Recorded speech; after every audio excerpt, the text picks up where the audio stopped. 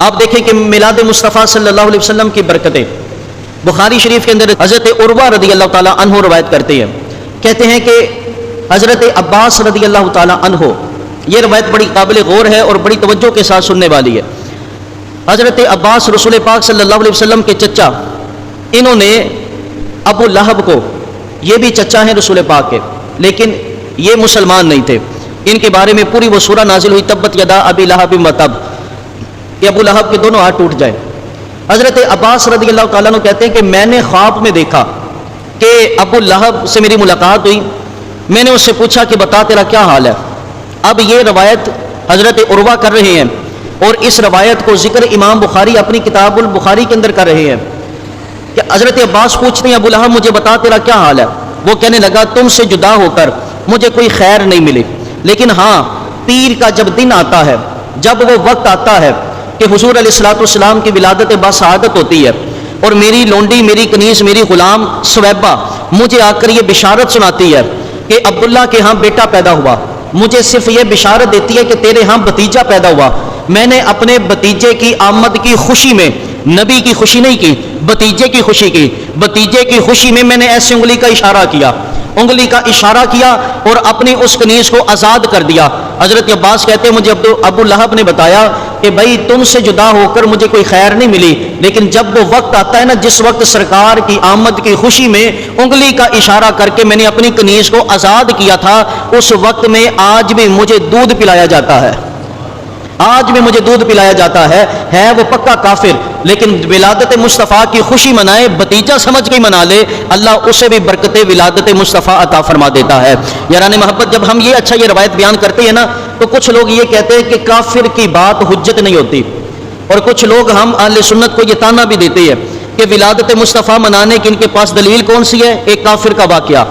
ایک کافر کا واقعہ۔ میں کہتا ہوں اگر یہی بات ہے نا کہ کافر کے واقعے کی اس طرح تم مذمت کرتے ہو تو پھر بات دوسری طرف بھی آؤ نا۔ حضرت ابو ہریرہ رضی اللہ تعالیٰ عنہ ہے، حضرت ابو ہریرہ کو میرے محبوب صلی اللہ علیہ وسلم نے فرمایا ابو ہریرہ یہ صدقے کا مال ہے، یہ زکوٰۃ کا مال ہے، آج رات تم نے پہنا کر دینا ہے، لیکن ایکٹیو ہو کر بیٹھنا، دھیان سے بیٹھنا، ایک چور آئے گا چوری کرنے کے لیے۔ اب حضرت ابو ہریرہ کہتے ہیں میں بڑا پریشان کہ ابھی رات آئی نہیں، میں ڈیوٹی پہ گیا نہیں، میرے آقا نے پہلے ہی فرما دیا کہ ابو ہریرہ چور آئے گا۔ حضرت ابو ہریرہ کہتے رات ہوئی، میں ڈیوٹی پر بیٹھ گیا، لیکن بڑے ہی اپنے آپ کو ایکٹیو رکھتا رہا، جگاتا رہا، لیکن نیند آ گئی، آنکھ لگ گئی، کچھ سامان ہلنے کی مجھے آواز آئی تو میں نے دیکھا ایک چور چوری کر رہا تھا، میں نے اس چور کو پکڑ لیا، اس نے رونا دھونا شروع کر دیا، اس نے کہا جی میرے چھوٹے چھوٹے بچے ہیں، بھوکے مر جائیں گے، ابو ہریرہ تیری مہربانی مجھے چھوڑ دے۔ حضرت ابو ہریرہ رضی اللہ تعالیٰ عنہ آپ کو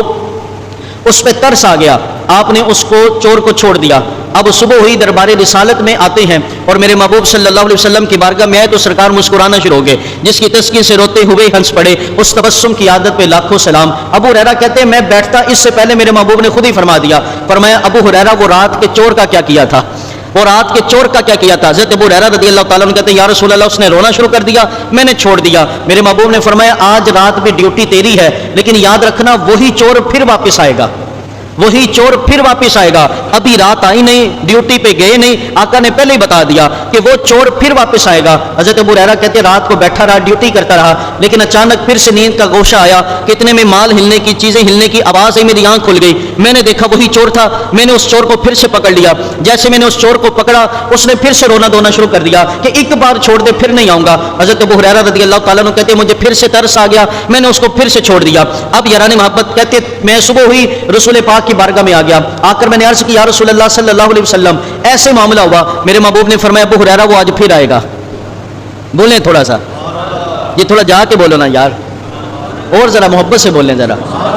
جی بڑا خوبصورت یہ واقعہ، اور بڑا لوگ کہتے ہیں جی دلیل تم نے میلاد مصطفیٰ پہ کافر کا واقعہ رکھا ہے، اب یہ دلیل سنو۔ حضرت ابو ہریرہ کہتے ہیں تیسرے دن آ گیا، میرے آقا نے فرمایا وہ آج پھر آئے گا، میں ڈیوٹی پر موجود تھا۔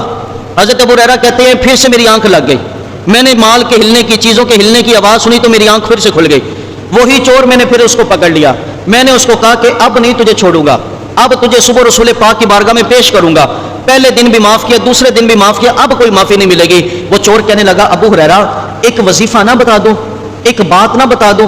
ایسی بات جو تو نے پہلے کبھی نہیں سنی ہوگی، ایسی بات بتا دوں کہ اس بات کو سن کر تجھے بڑا ہی فائدہ ہوگا۔ ابو ہریرہ کہنے لگے بتا تو صحیح وہ کون سی بات ہے۔ وہ چور کہنے لگا ابو ہریرہ اگر رات کو سونے سے پہلے آیت الکرسی پڑھ لوگے نا، اللہ 2 فرشتے تمہارے پاس کھڑا کر دے گا،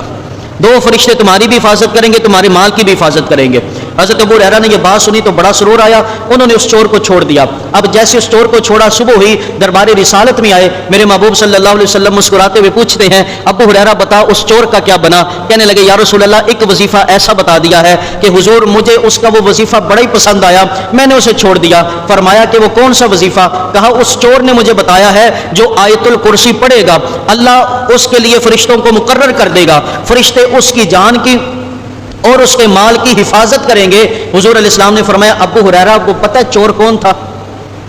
پتہ ہے وہ چور کون تھا؟ حالانکہ چور جس کے پاس آیا ہو پوچھا اس سے جاتا ہے کہ بتا تو صحیح اس چور کی شکل و صورت کیسی تھی، بتا تو صحیح وہ چور دکھتا کیسا تھا۔ لیکن ادھر عجب معاملہ ہے، چور ابو ہریرہ کے پاس آئے اور رسول پاک ابو ہریرہ سے پوچھ رہے ہیں ابو ہریرہ پتہ ہے وہ چور کون تھا؟ حضرت ابو ہریرہ کہنے لگے یا رسول اللہ چور تھا، میں نہیں جانتا وہ کون تھا۔ حضرت میرے محبوب صلی اللہ علیہ وسلم نے فرمایا وہ چور کوئی اور نہیں تھا، وہ چور شیطان تھا جو انسانی شکل میں آیا تھا، لیکن میرے محبوب نے فرمایا ہے جھوٹا تھا لیکن بات سچی کر گیا ہے جھوٹا تھا بات سچی کر گیا ہے۔ ہم جب ابو لہب کا واقعہ پیش کرتے تو لوگ کہتے ہیں یہ کافر کا واقعہ، اور یہ کافر کے واقعے پر تم نے میلاد کی پوری عمارت کھڑی کر دی۔ میں کہتا ہوں آیت الکرسی پڑھنے کا وظیفہ شیطان نے بتایا تھا، اس سے پکا شیطان سے پکا کافر کوئی نہیں، شیطان سے بڑا کافر کوئی نہیں۔ آیت الکرسی پڑھنے کا وظیفہ ایک کافر بتائے وہ تو تمہیں قبول ہے، لیکن میلاد مصطفیٰ منانے کی برکت کافر بتائے وہ کیوں رد کر دیتے ہو بھائی؟ وہ کیوں رد کر دیا جاتا ہے؟ ہمیں آیت الکرسی بھی قبول ہے، ہمیں میلاد مصطفیٰ بھی قبول ہے۔